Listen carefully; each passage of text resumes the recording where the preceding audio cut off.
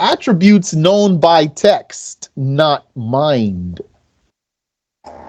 Attributes of God known by text. That means by revelation, not mind. They're not known by the intellect. You couldn't think and then arrive at these attributes. The Shaykh said in As-Siratul Mustaqim, know that the scholars say, we believe in confirming what came in the Qur'an and what came in the authentic hadith, such as al-wajh, al-yad, al-ayn, al-rida, al-ghadab, and others, and other attributes, with the meaning that they are attributes whose reality Allah knows, not organs or emotions, like our hands, eyes, faces, and anger. Because don't forget, the God comparers, they not only attribute to Allah organs, they attribute to Him emotions and feelings. Indeed, organs are impossible to be attributes of Allah because of His saying, "Laysa kamithlihi shay." This needs to be fixed, which means nothing is like Him in any way. And His saying, "Walam yakul lahu kufuwan ahad." There was never any match for Him. All right. So we have a lot in the footnotes here. All this that's in the footnotes, I think, is familiar to you. If there's anything in the footnotes that you want to read, you can ask, inshallah. Allah has attributes that do not resemble those of others. So first of all, as far as the text that we have here, these attributes are not translated. All we did was transliterate them. There's a better word than transliterate. I forgot it. We just spelled the word into foreign letters, which are Latin letters here. Al-wajh, al-yad, al-ayn, al-rida, al-ghadab, and other attributes. We'll see what we might have here, inshallah. Allah has attributes that do not resemble those of others. Using the same word for Allah and the creature does not necessitate that the meaning is the same.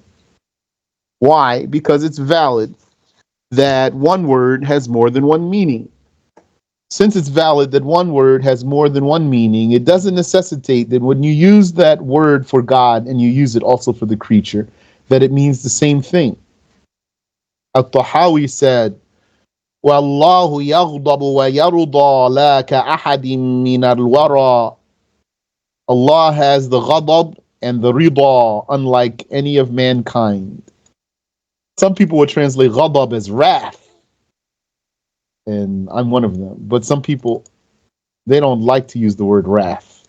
To them, they think, they see that wrath has meaning of emotion. But, yani, I don't think so. Necessarily. Not necessarily. And rida means acceptance. And even our brothers and sisters, they accept to say, Allah accepts. We must do what Allah accepts. We cannot do what Allah does not accept. But why here Al-Tahawi mentioned these? Because this is still amongst the mutashabih. Sometimes those mutashabih attributes would, in their literal meanings, be organs or pieces, and sometimes they would be feelings or emotions. So the word accept here, we'll stick to the word accept. I'll stick to the script here. Accept doesn't have any issue. But really, though, someone might argue with you and tell you accept is an emotion, is a feeling. So what are you going to say? Then you just need to explain the issue properly. Yani, that's why I would advise a person not to go very hard when someone say about Allah some word like love or hate. You could give a person advice if you want. And you don't have to be like very, very strict with him. Especially if he's not a Wahhabi. And then, yani, because then after you go hard on him and then you turn around and say, Allah accepts, for in his mind, he might see that you're contradicting yourself in the first place. Other attributes include nuzul and ityan and maji and jamb, all of which have not been translated here, but we have footnotes for them. A lot of this is relegated to the footnotes. So to summarize the text here, let me just here take a look at the text. I have a copy of this without any footnotes, and it's just only the text, but footnotes are good. So if somebody just has this text here only, this English text here without the footnotes, then there's no translation offered here for these. So other attributes include nuzul, ityan, maji, and jamb, which some said has a meaning more than the self. Meaning, some of them said that these attributes are ma'ani attributes. Nuzul and ityan and other attributes are ma'ani attributes. You know what ma'ani means. And also kaf and qadam and dahik. That's here in the footnote, literally means laughter or could mean smiling, literally. And for Allah, it's going to mean acceptance or mercy. And some have included the saq as an attribute, and some have not. Saq, that one literally would translate as shin. And some of them said saq is not an attribute of Allah. The saq that's mentioned in the ayah is the disaster of Judgment Day. That's not an attribute of Allah. يَوْمَ يُكْشَفُ عَنْ سَاقٍ. The day when a saq is exposed. It means the disaster of Judgment Day. Yani Allah's creating the horrors of Resurrection Day. SubhanAllah wa bihamdi. Had these not been mentioned in the Qur'an or the Sunnah, because nuzul is mentioned in the Sunnah, and some others too are mentioned in the Sunnah. Let's add that there. Had these not been mentioned in the Qur'an or the authentic Sunnah, it would not be permissible to attribute them to Allah. Not even if it came from a companion. Companion can't just make up a word and then say this is an attribute of Allah. So the nuzul, you know that one from the hadith, yanzilu rabbuna. The ityan, that's from the Qur'an. فَأَتَى اللَّهُ بُنْيَانَهُمْ, literally means coming or approaching. And the maji is also from the Qur'an. وَجَاءَ رَبُّكَ literally also means coming or approaching. Jamb, so that is contrary to the 13 attributes, for even if they were not mentioned in the Qur'an, the sound mind confirms them. Even if they were not mentioned in the Qur'an, those 13 attributes, the sound mind confirms them. But the other attributes that we talked about now, that we listed, without going into details about their cases, the sound mind does not confirm them only. Rather, we only know them by the text. Knowing this, anyone who denies any of the 13 attributes, even a new Muslim, would blaspheme, because this person can reach that with just his mind. He does not need a text to know that God exists or has power, etc. However, if one denies the yad, wajh, and ayn as attributes, he is not a blasphemer unless he knows that they are in the Qur'an, because there's no way for him to know them otherwise. And if he didn't know they were in the Qur'an, and then someone said to him, and let's say he understands Arabic, but he doesn't know these are in the Qur'an as attributes of God, and then someone said to him, Allah has wajh and yad and ayn, then as a person of exalting God from resemblance, he'd say, no, it's not true. So he doesn't blaspheme here because he doesn't know it's in the Qur'an. He is not a blasphemer unless he knows that they are in the Qur'an.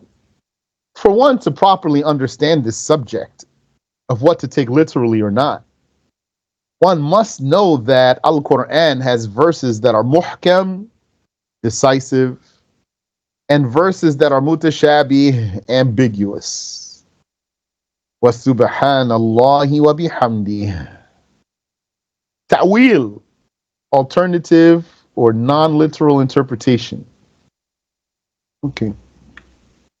Allah said, هو الذي أنزل عليك الكتاب منه آيات محكمات هن أم الكتاب وأخر متشابهات.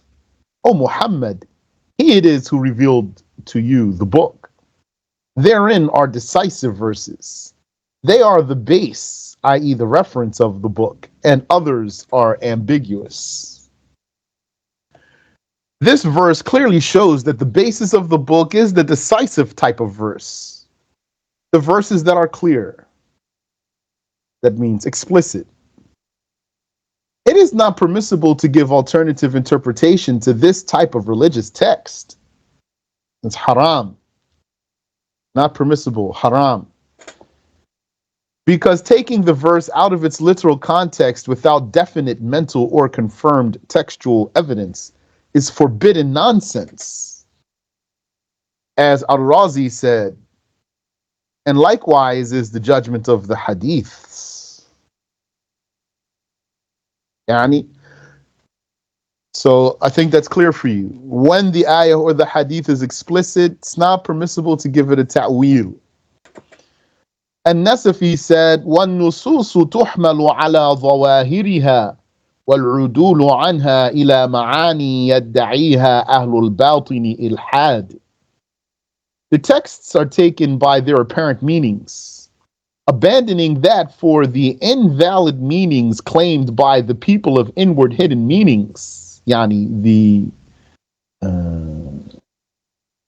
what do you call those people? Ahlul Batin is blasphemy.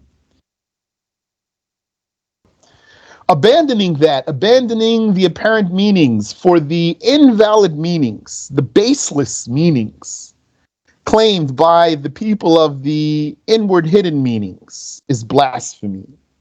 The people of the inward hidden meanings, those are the people who just make any meaning for an ayah or a hadith that they wish. Doesn't have any foundation in the language. It's based on their whims only, and so they would interpret a text in any way they want to. The allegorists wasn't coming to me. The allegorists. Abandoning that for the invalid meanings claimed by the allegorists is blasphemy. And what's the opposite of allegorists? According to the allegorists, who are we? We are the exoterics. The esoterics. Am I saying it right? Exoteric? Exoteric, yes. What does that mean? Literal meaning. Intended for or likely to be understood by the general public. Exoteric. Yani, the people who just go by literal meanings. That's, according to them, that's what they would call us in English, exoterics. If you talk to one of them, they'd say, you're one of those exoterics. You don't understand. We're not talking about Wahhabis here. The allegorists is not Wahhabis. This is something else. This means that the Quranic text as well as the Hadith text are both taken by their apparent meanings as long as there's not a mental or textual evidence proving the necessity of maneuvering away from those apparent meanings.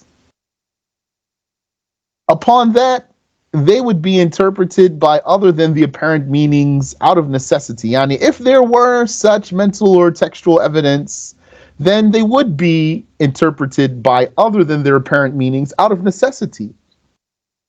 Making ta'wil, alternative interpretation, like the allegorists and their likes, like the pseudo-Sufis, which they are just also allegorists. Some fake Sufis, they will tell you an ayah and they explain it to you in some meaning that crossed their mind, that serves their devious agendas. They are allegorists. which leads to opposing the necessary matters of the religion, is blasphemy and makes one an atheist. By using their method, anyone could infer any meaning he wants without referring to the Arabic language or the texts of the Qur'an and the Sunnah. He's not trying to put Quranic verses together or verses and Sunnahs together, nor is he using any strong mental proofs to be consistent, nor is he referring to Arabic language. He's just explaining it whichever way he wants to explain it. It's not valid. On the other hand, there is no problem with the interpretations of the other Ahlul Batin. Those are people from Ahlul Sunnah who understand meanings from the verses that do not contradict the apparent meanings. Those are enlightened slaves of Allah who they can pull out from the ayahs other than what appears, but not in a way that contradicts the religion. There's no issue with those ones, but I don't have an example. But at least know that those exist. Maybe in another lesson with, either I'll learn an example. I learned an example. Sheikh Samir taught us, but I don't remember, and as if I didn't record it. Perhaps there's a reason for me to start looking through old notebooks. Maybe I wrote it down.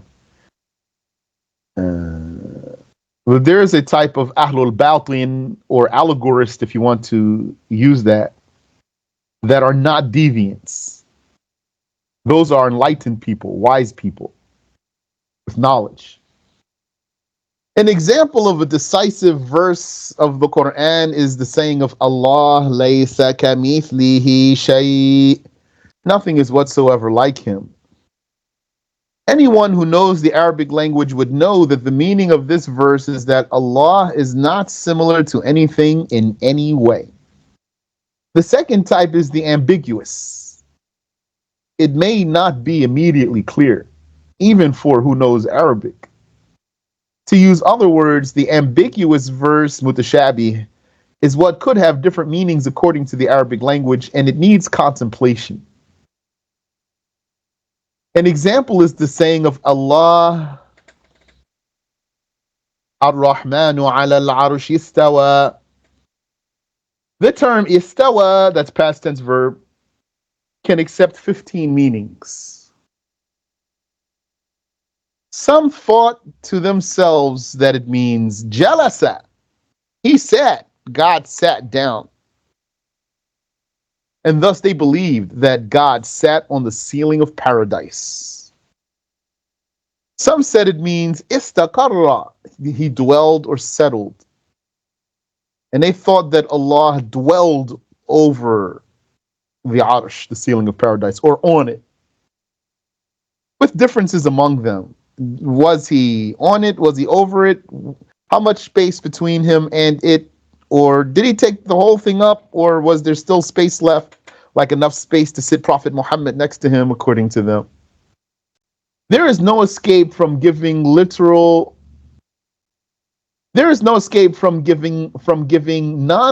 interpretations to this type. There is no escape from giving non-literal interpretations to this type by referring it back to the decisive verses. It is not permissible to be left in its literal context or by its literal meaning, because that leads to contradiction within the verses of the Qur'an.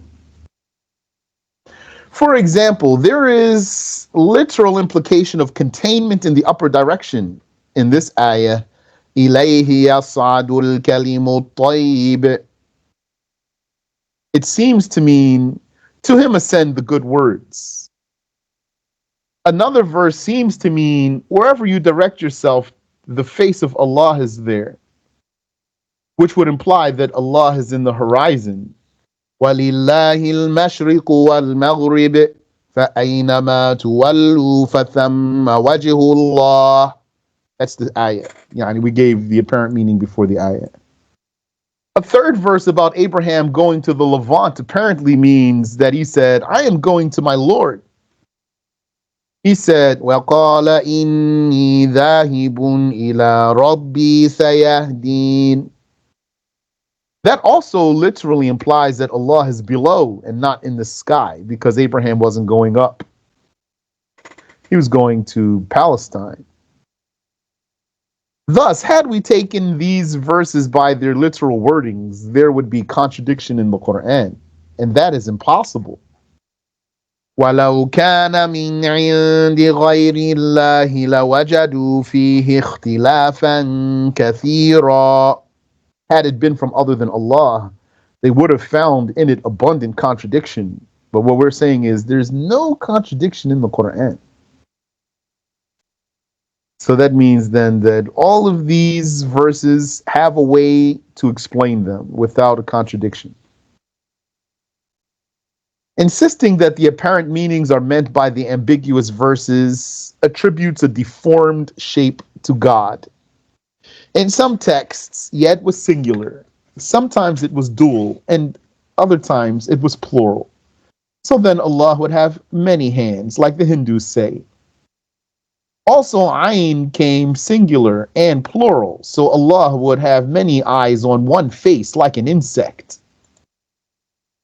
Furthermore, he would have one leg and one foot, which is called a monopod. He would be a monopod, as well as other heart-wrenching blasphemies.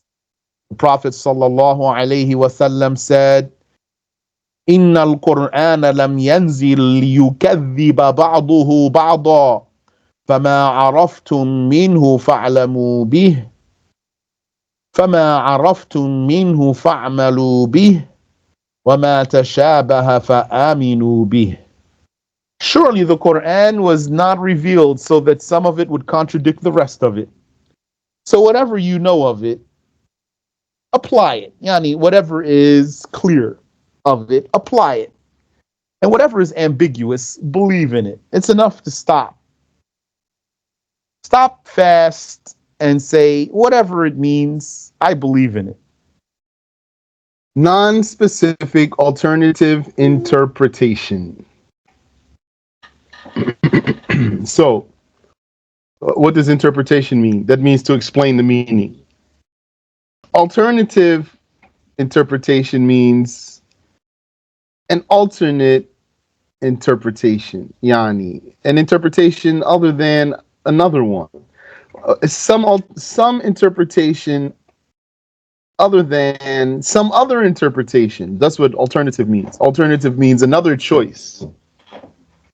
In this case, the alternative is an alternative to taking it literally, because taking it literally is going to be yani your first step. That's how you should approach things, firstly as they appear. If there's no way to take them as they appear, then you explain them by a meaning different than their apparent meanings. If you can, yani maybe sometimes you don't know how to explain. So then you're not going to take it as it appears. And you're not going to say, how's the explanation? That's the meaning of non-specific here. Not specifically saying what that other interpretation is, although there is another one. Non-specific alternative interpretation. Thus, it is mandatory to leave out these literal meanings, meaning what was already said before this title. Literal meanings like saying that God is in a place, or that God has some body parts, or that God has emotions. It is mandatory to leave out these literal meanings and refer back to laysa kamithlihi shay. Nothing whatsoever resembles him. The general method of the Salaf was an ijmali ta'wil, a non-specific alternative interpretation, or an undetermined alternative interpretation. Most important words being alternative interpretation. They did not stipulate that alternative meaning. They didn't determine it. They didn't specify it, but they did confirm it. They confirmed it without specifying it. They're saying there is an alternative interpretation. It's not what it appears to be, but we are not determining what it is. Such as what Al-Lalika'i narrated from Salama. She's the Prophet's wife, alayhi salatu wassalam. And she was a scholar. And she used to teach people. She said about istiwa, the attribute of istiwa, the one that we're not going to translate. We're just going to call it istiwa.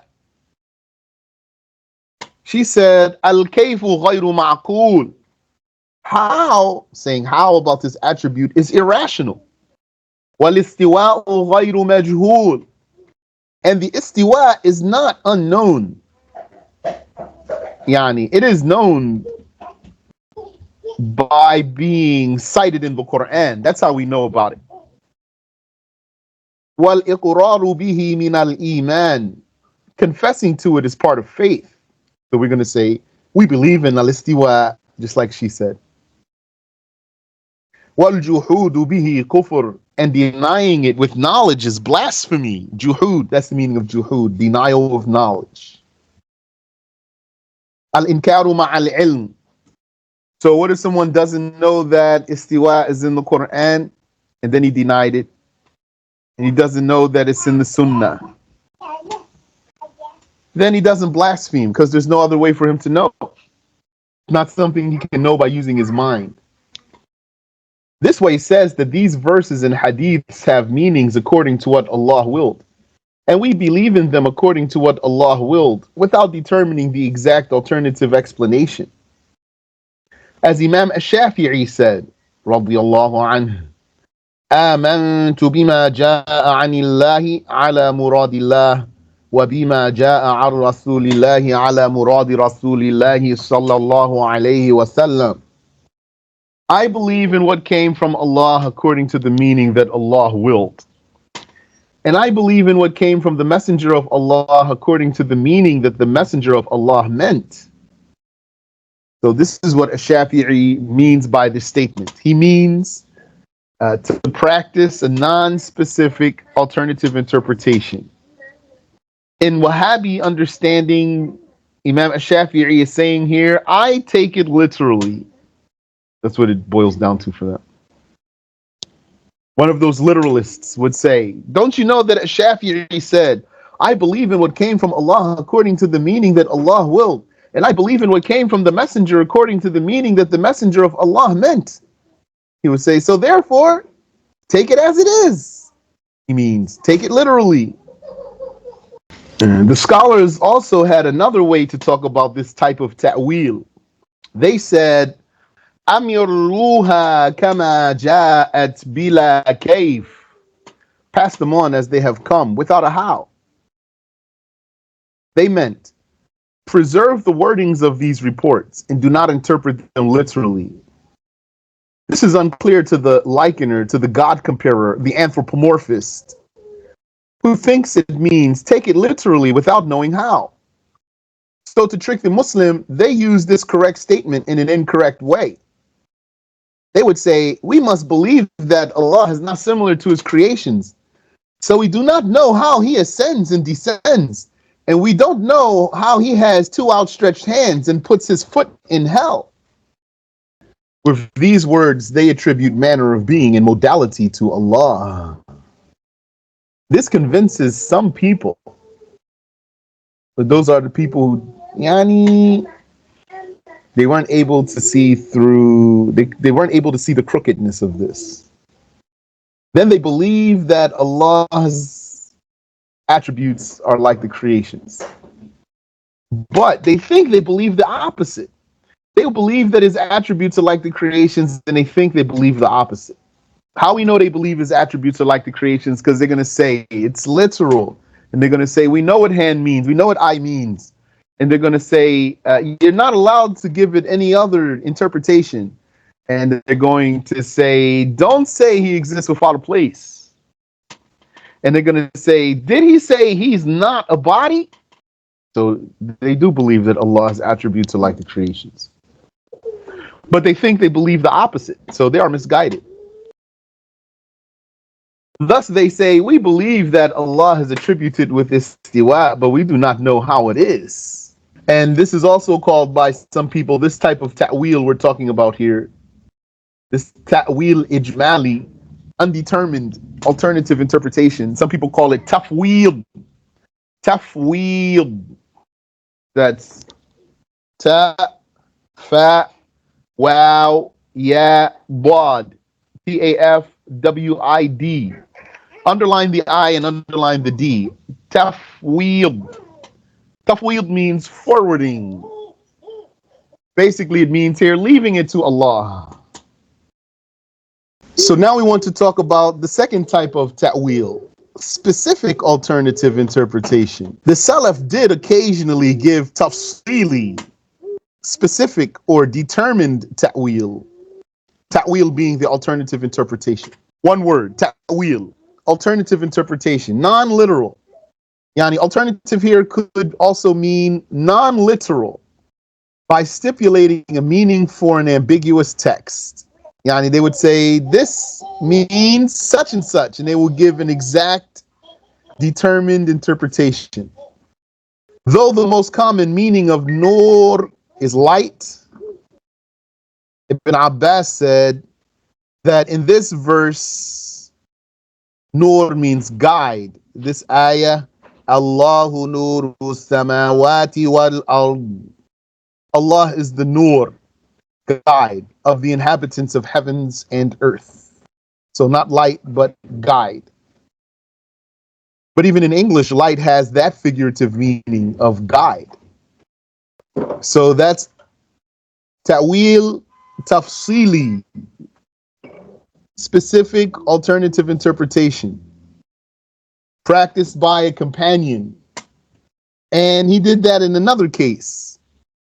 He also detailed an alternative interpretation for يَوْمَ يُكْشَفُ عَنْ سَاقٍ, the day when a great saq, calamity or disaster, shall be made manifest. The day when a saq shall be made manifest, shall be exposed. So saq here doesn't mean a shin. The Wahhabis say this means the day when he exposes his shin. And that makes sense to them somehow.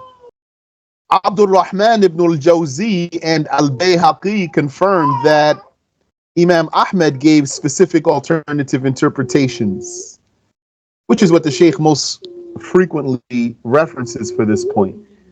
Yani, Imam Ahmed is confirmed that he explained the ayah, وَجَاءَ رَبُّكَ. According to some reports, he said what apparently means your Lord comes. Excuse me, Ja'a Rabbuk apparently or seemingly means your Lord comes. According to some reports, Ahmed said it means the power of your Lord comes. That means the signs of his power shall appear. And also, it was reported that he said it means the reward comes. Some have specified the alternative interpretation of istiwa as dominance, istila, and subjugation, qahr, which goes back to power. According to that, istiwa goes back to power.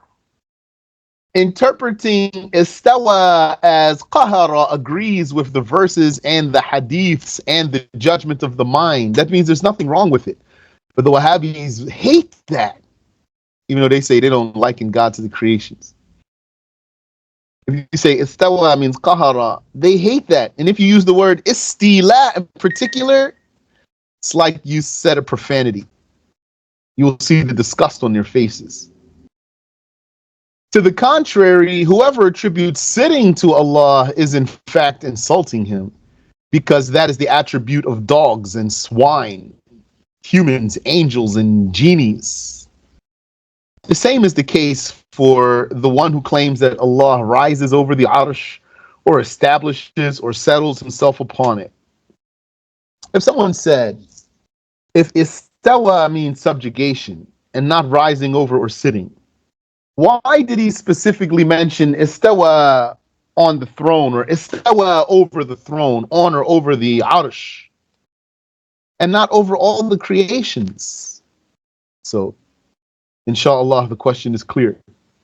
If a Wahhabi, for example, asked you, you said istawa means qahara, if it doesn't mean rising over, then why did he specifically mention the Arsh? Since the Arsh is the highest thing, so he rose over it. But subjugation is for all the creation. So why he didn't say he istawa over all the creations?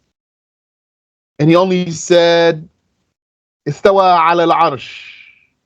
So that's the Wahhabi's question, by which he wants to validate that God is similar to his creations. We answer, he did say what means exactly that. Allah says, وَهُوَ الْقَاهِرُ فَوْقَ عِبَادِهِ. He is the qahir over his slaves, the subjugator or the dominator. So he did say that in the Qur'an. Just wasn't this ayah that you want to argue about. So why didn't he say he has dominance over all the creations? He said it. وَهُوَ الْقَاهِرُ فَوْقَ عِبَادِهِ. His mentioning the Arsh specifically in the verse of Istiwa was only due to something special about the Arsh in particular. Because the Arsh has something in particular. That's what the Wahhabi's missing. Why he said the Arsh here? Because the Arsh has something special about it. According to him, what's special that Allah rose over it? No. That is just as he specifically mentions the Arsh here because of something special about it. When he said, وَهُوَ رَبُّ الْعَرْشِ الْعَظِيمِ. He is the Lord of the grand Arsh. So by saying he's the Lord of the Arsh, does that negate that he's the Lord of everything? No.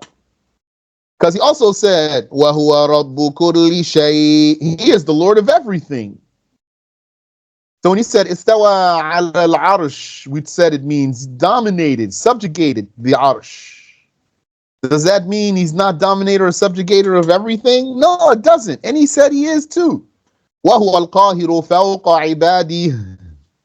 So what's special about the arsh then? What is special about the arsh is that it is an honorable place where no blasphemy was ever committed. It is the ceiling of paradise and the largest creation. And also it's the Kaaba of the angels, with the meaning that the angels circle the Arsh like the humans circle the Kaaba. Had it not been for Allah's hifz, his preservation of the Arsh, which is another possible interpretation for istiwa.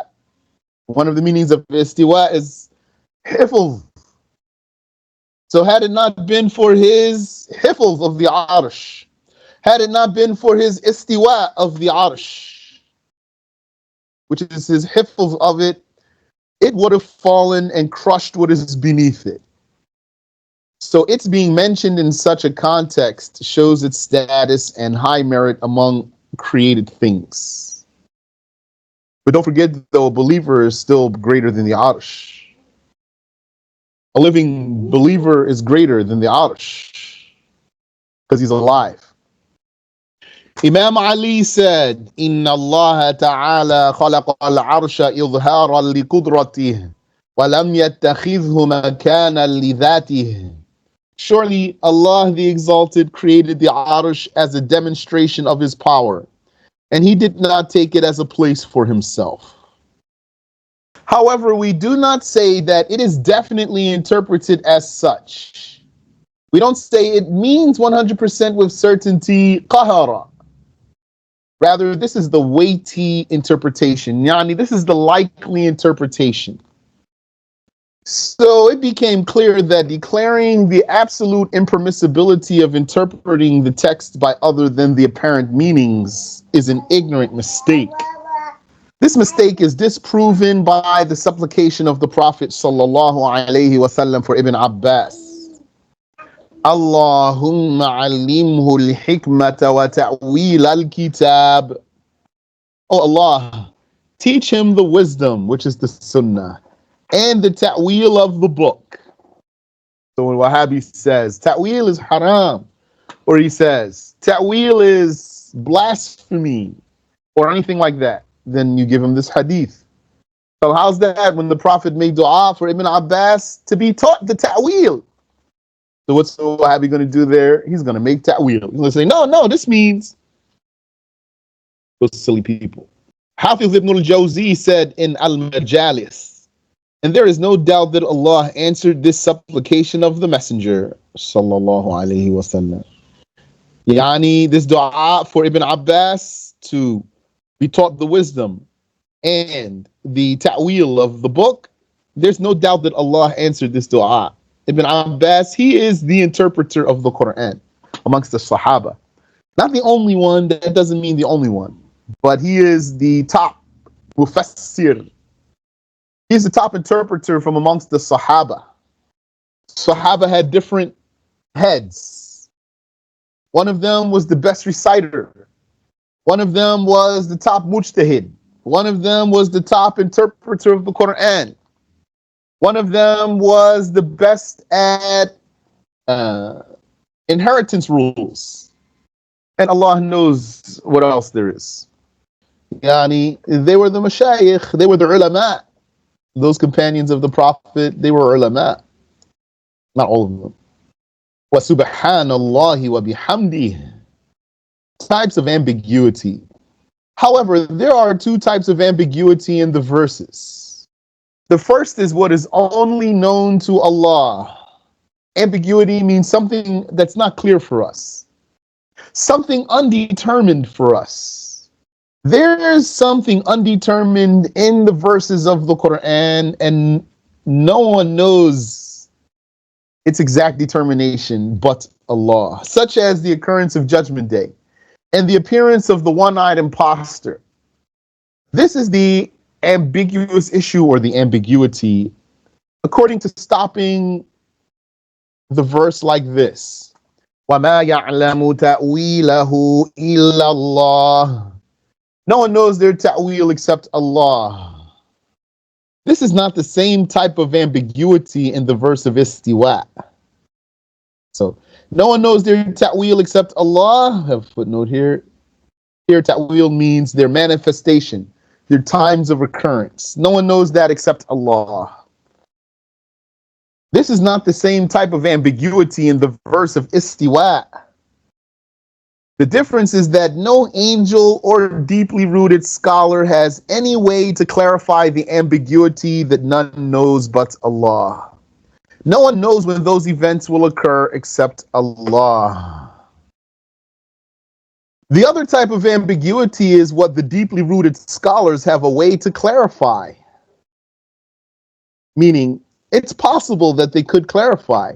It's possible that a creation could actually arrive at the proper interpretation. This is the ambiguity mentioned in the saying of Allah, yani the same ayah we just recited, but you're going to stop at a different place. وَمَا يَعْلَمُ تَأْوِيلَهُ إِلَّا اللَّهُ وَالرَّاسِخُونَ فِي الْعِلْمِ. No one knows their ta'wil except Allah and those who are deeply rooted in the knowledge. So ta'wil here means interpretation. Thus, there are two types of ambiguity. An ambiguity that none knows none knows its determination but Allah, and an ambiguity that also the slaves of Allah may be able to clarify. One whose clarification and precision is known only to Allah, and another that Allah taught to some of his slaves. Since there are two ways to recite the verse and two types of ambiguities, these dispraised ones are of two groups. The people who try to determine the exact time of Judgment Day and the appearance of the one-eyed imposter, that's one group. And those who misinterpret the ambiguous verses in a perverse way, such as to arrive at likening Allah to the creations, that's another group. There's two recitations for the ayah. There's two types of ambiguities. So there's two types of dispraised people here. Depends on the type of ambiguity. It was narrated that the Messenger of Allah sallallahu alaihi wasallam said, "I'malu bi muhkamih wa aminu bi mutashabihih." Apply its decisive and believe in its ambiguous. However, this hadith has slight weakness. This hadith is slightly weak, but it doesn't have in it anything that goes against the religion. In fact, it's in meaning, it's compliant. Its meaning is compliant. Apply the decisive verses of the Qur'an, the explicit verses of the Qur'an, work according to them. They are clear, such as nothing is like him in any way. وَآمِنُوا بِمُتَشَابِهِ, and believe in its ambiguous. That means settle with acceptance of the ambiguous.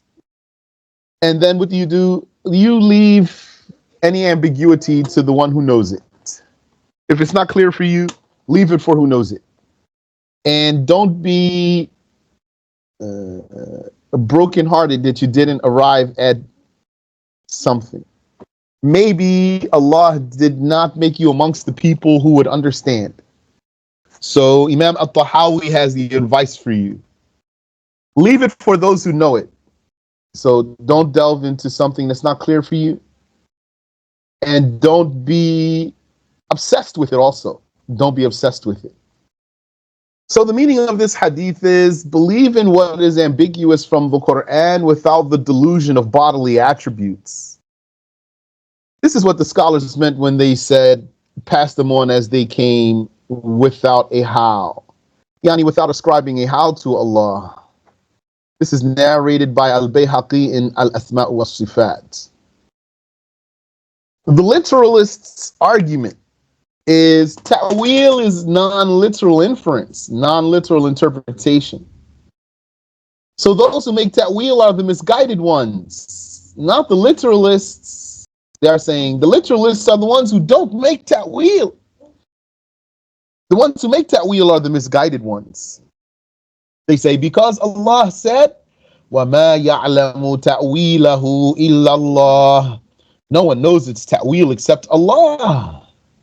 So they said, if only Allah knows, then don't even try to know. You can't know. They will say, therefore, you people who make ta'wil, you are the misguided ones, not us. We don't make ta'wil, although they do. But they would say, we don't make ta'wil. It's like they're saying, we obey this ayah, you don't. They say, how could you say that istawa means subjugated? This is ta'wil. They say, didn't the Prophet sallallahu alayhi wasallam say, إِذَا رَأَيْتُمُ الَّذِينَ يَتَّبِعُونَ الْمُتَشَابِهِ فَأُولَٰئِكَ الَّذِينَ حَذَّرَكُمُ اللَّهُ فَاحْذُرُوهُمْ. If you see those who follow the ambiguous verses, then they are those about whom Allah warned you, so be warned of them. They say, the well-rooted scholars do not do that. They don't make any ta'wil. Only He knows. They say, thus, we must take the verses as they are, by their apparent and literal meanings, and not make ta'wil. They say, who are those misguided people? The Ash'aris and the Maturidis. They are the ones who make ta'wil.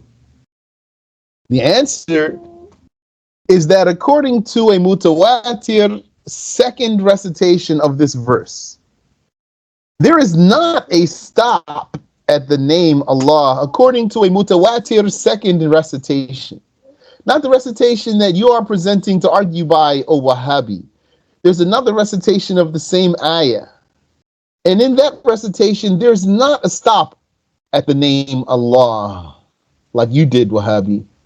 You said, وَمَا يَعْلَمُ تَأْوِيلَهُ إِلَّا اللَّهُ. Stop. That is a valid recitation, though. But you're misinterpreting this valid recitation. Rather, one continues until stopping at the term al-ilm. وَمَا يَعْلَمُ تَأْوِيلَهُ إِلَّا اللَّهُ وَالرَّاسِخُونَ فِي الْعِلْمِ. The meaning is, no one knows its ta'wil but Allah and those deeply rooted in the knowledge.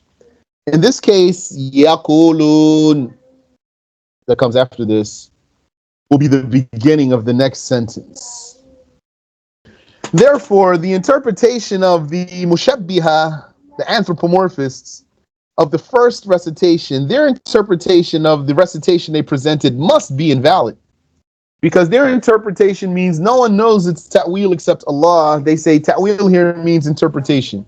No one knows its interpretation except Allah. So what about the confirmed recitation that no one knows its ta'wil except Allah and those who are firm in the knowledge? What does ta'wil mean here?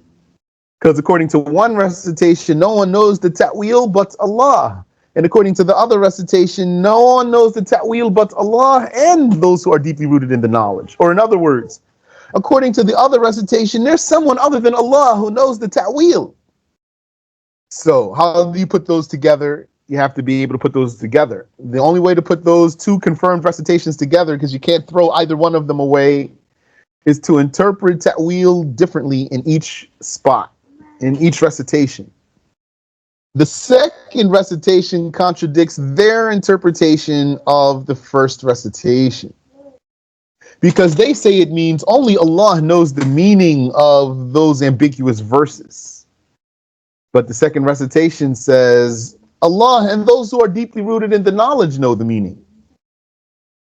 Ibn Abi Hatim narrated that Al-Dhahak said, "Ar-rasikhuna fil ilmi ya'lamuna ta'wilah." Those who are deeply rooted in the knowledge know the ta'wil. Al-Dhahak is one of the tabi'un, follower of the companions. He's a mujtahid. وَلَوْ لَمْ يَعْلَمُوا تَعْوِيلَهُ لَمْ يَعْلَمُوا نَاسِخَهُ مِنْ مَنْسُخِهِ. And had they not known the ta'wil, then they wouldn't have been able to distinguish what's abrogated, what's abrogating from what's abrogated. وَلَا حَلَالَهُ مِنْ حَرَامِهِ.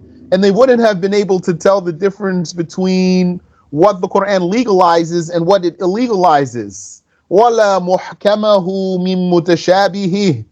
And they wouldn't have been able to tell the difference between what is explicit and what is ambiguous. And now what we said in the explanation of Muslim, يَبْعُدُ أَن يُخَاطِبَ اللَّهُ عِبَادَهُ بِمَا لَا سَبِيلَ لِأَحَدٍ مِنَ الْخَلْقِ إِلَى مَعْرِفَتِهِ. And now we said, this is an important statement here. It is far-fetched that Allah would address his slaves with something that no creature has any means to know. Because isn't that what some people say about the letters in the beginnings of some surahs? They say, no one knows what it means but Allah. Yani, they say, no one could ever know. So, and now we said here, and we agree with this, it is far-fetched that Allah would address his slaves with something that no creature has any means to know. Because that actually discredits the Qur'an. Because then whoever doesn't believe in the Qur'an would be able to say, what is this? No one could ever know what this means. How is that a miracle? In this issue, the dispraised people against whom there is warning are. Yani, here's, because you might have been saying, what? Where did dispraised people come from? Okay, we said there's two recitations of the ayah. And we said that there's two types of ambiguities. And then we said, therefore, there's two groups of misguided people. Where is the mentioning of misguided people coming from? It's coming from this part of the ayah. Still the 7th ayah of the 3rd surah. فَأَمَّا الَّذِينَ فِي قُلُوبِهِمْ زَيْغٌ فَيَتَّبِعُونَ مَا تَشَابَهَ مِنْهُ ابْتِغَاءَ الْفِتْنَةِ وَابْتِغَاءَ تَأْوِيلِهِ. As for those in whose hearts is perversion or deviation, deviance, perversity, they pursue what is ambiguous therein in the Qur'an, seeking sedition and seeking its ta'wil. So here, this is the mentioning of the bad people in this subject. So who are these bad people here? Those who have perversity in their hearts. They pursue what is ambiguous, seeking sedition and seeking its ta'wil. Who are they? That depends on the ambiguity we're dealing with. If the ambiguity is not knowing exactly when Judgment Day will fall, then those are Jews who tried to use some mutashabih verses of the Qur'an to decipher when Judgment Day will come. Or else, if the ambiguity is about some of the attributes of God, then the bad people here are the people who take some ayat literally to liken the creator to the creations. Ibn al-Hassar said, this means that whoever does not have certainty about the decisive verses, imagine someone who's not sure about laysa kamithlihi shay, nothing is like Allah in any way. Even a verse like this, he's wishy-washy, he's weak concerning that nothing resembles Allah in any way. He's weak concerning walam yakul lahu kufuwan ahad. Ibn al-Hasar said, this means that whoever does not have certainty about the decisive verses, and in his heart there is doubt and insincerity and insecurity. There is doubt and insecurity. His recreation is in following up what is problematic and ambiguous. Yani, he becomes obsessed with tracking ambiguous verses. May Allah protect us from obsession with evil. Like how some people are obsessed with finding blasphemy in any statement. They search for it. What the lawgiver meant by them was for one, yani, what God, the lawgiver here means God. What God meant by these ambiguous verses was for one to first understand the decisive verses, because that's basic. Understand the basics, and then to advance the references. What the lawgiver meant by them was for one to first understand the decisive and to advance the references, to give priority to the proofs, to prioritize the proofs, to put one type of proof ahead of another type.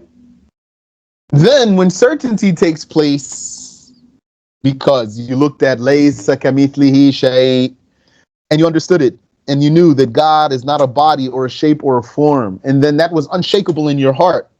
No person with a beard and a prostration mark could come to you and then make you doubt about God's uniqueness. When certainty takes place because you advanced the proper proofs and the knowledge becomes rooted, you would not take issue with what is ambiguous to you. Then when you come when you come in contact with Yadullah, Ainullah, Istiwa, it won't shake you. It won't make you doubtful. And you won't commit blasphemy by comparing God to the creations. The intent of this one that has deviation in his heart is to advance what is problematic and to understand what is ambiguous before understanding the references. He wants to understand istiwa before he understood laysa kamithlihi shay, which is the opposite of what is rational, and it's the opposite of what is usual, and it is the opposite of what is recommended by the religion. Subhanallahi wa bihamdi.